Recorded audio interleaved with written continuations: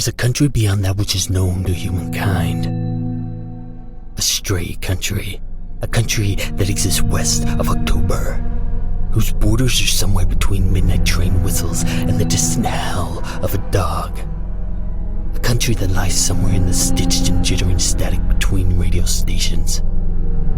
A country that drifts through America like a traveling salesman, but every now and then stops to nest on a small town, a small church, a single street, and maybe, just maybe, some kind of delayed radio broadcast you've stuffed in your ears.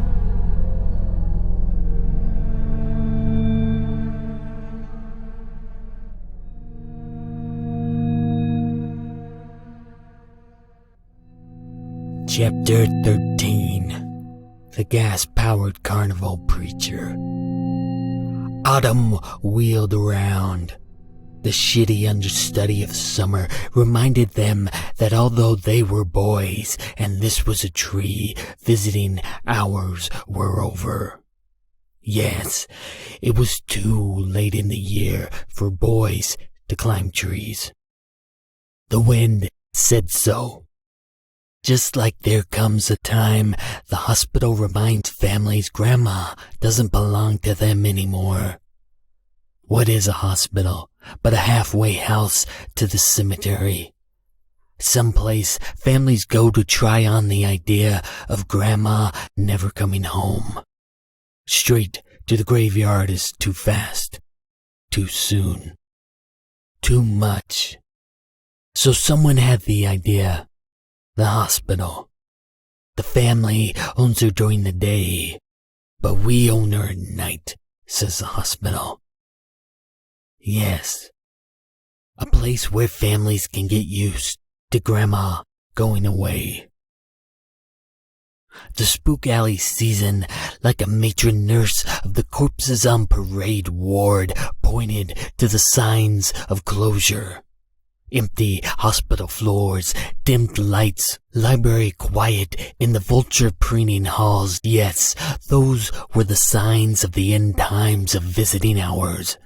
But the two boys in a tree, too late in the season, the signs were the crack of November in the wind, the stripping of fig leaf clothes from the branches, the raw, naked, too brown to be alive color of the trunk.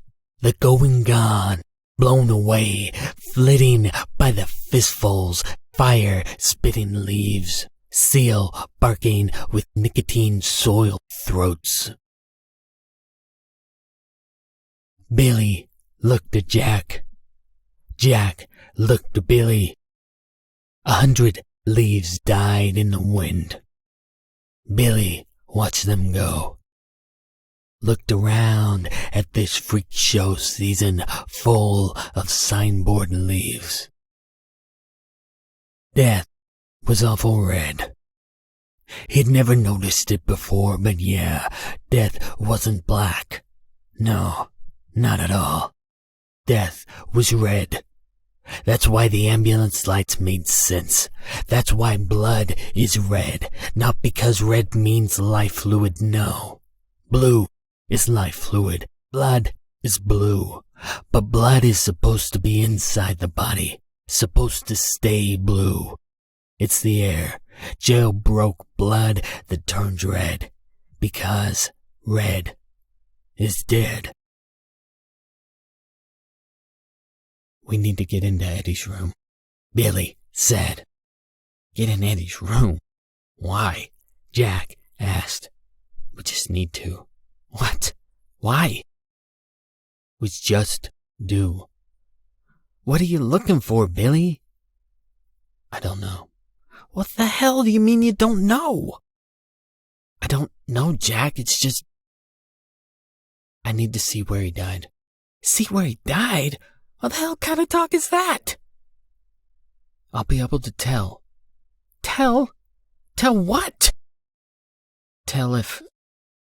What? If he killed himself? If the machine-made ghosts or garbage souls or whatever you think is out there killed him?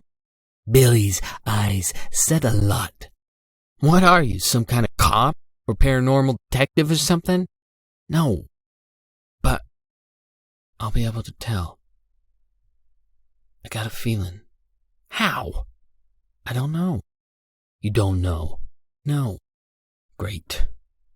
I have a feeling, Jack. When I'm standing in the room, I'll know. You'll know. I'll see something. See what, Billy? What the hell are you gonna see? I'll see something. Something. Billy nodded. Something that tells you whether a plastic sack ghost came to murder him. Billy nodded. Jesus H. Christ. The day was knee-deep in second period. The school silent on the morning slump of monotony. The world below the boys only punctuated by the scurrying of dead leaves bossed around by the breeze. So how are we? Jack started. Shh, Billy said. The echoes of a great engine wandered into the tree. What? Shh! Billy cocked an ear.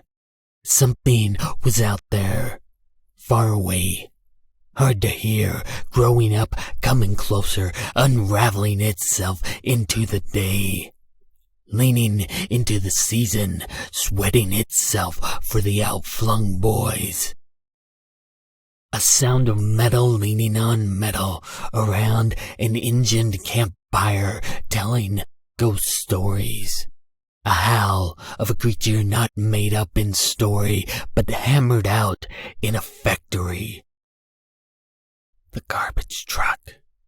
And Billy looked down the street to the corner behind a red brick curtain where the grumbling was doing a crippled dance on the asphalt ballroom.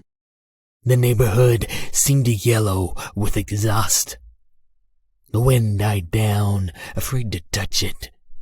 Billy looked at Jack. Jack looked at Billy. Jack did not say, "How do you know it's the garbage truck?" Because he did not need to. Two boys looked each other's eyes and listened to the phantasmagorical pulpit-pounding preacher hammer the gospel of garbage on the quiet middle-class houses. The shuddering machine shambled on, off into the rabid warren of suburban streets. It got autumn quiet. Billy heard the whisper of plastic sacks in the wind. It sounded an awful lot like scripture pages turning.